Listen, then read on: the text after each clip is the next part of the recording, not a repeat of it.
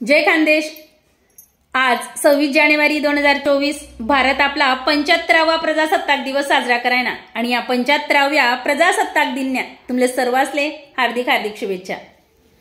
भारत हा जगमा असा एकमेव देश आहे की तो आपला राष्ट्रीय सण वर्षामा 2 साजरा करस।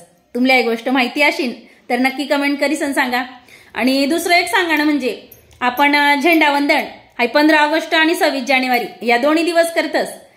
तर 15 ऑगस्ट आणि 26 जानेवारी या झेंडावंदन करामा सुद्धा फरक शे बरं का। तर तो फरक कोणता ते मी सांगस।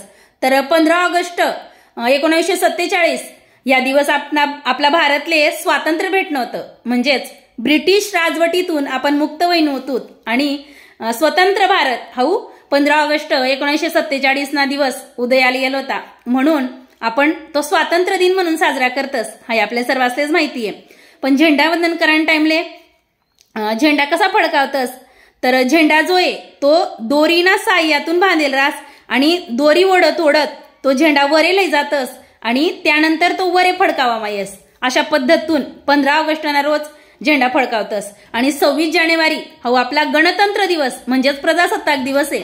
तर या दिवशी 26 जानेवारी 1950 ना रोज आपली भारतीय राज्यघटना जी आहे ती लागू करवा येईल होती, म्हणून आपण हा प्रजासत्ताक दिवस साजरा करतस। आणि ह्या दिन झेंडावंदन कसं करतस तर झेंडा जो आहे तो खालून वरे नाही लई जातस, तर वरे स्तंभलेच झेंडा बांधेल रास आणि फरपासानी दोरी जे आपण गाठ म्हणतस फरपासानी गाठ, तर त्या पद्धतीतून तो झेंडा बांधेल रास आणि त्या झेंडामा फुलसण्या पाकळ्या सुद्धा बांधेल राहतीस। आणि त्यानंतर ती दोरी नि गाठ ओढीस आणि तो झेंडा फडकावा मयस। तर अशा पद्धतीतून प्रजासत्ताक दिवस म्हणजे 26 जानेवारी ना दिन आपला झेंडा जो आहे तो फडकावा मायस।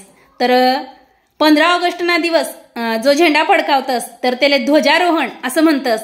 आणि 26 जानेवारी ना रोज जे आपण झेंडावंदन करतस तर त्याला ध्वज फडकावा असं म्हणतस। तर हाई माहिती तुमले कशी वाटणी, आवडणी अशीन तर नक्कीच लाईक करा।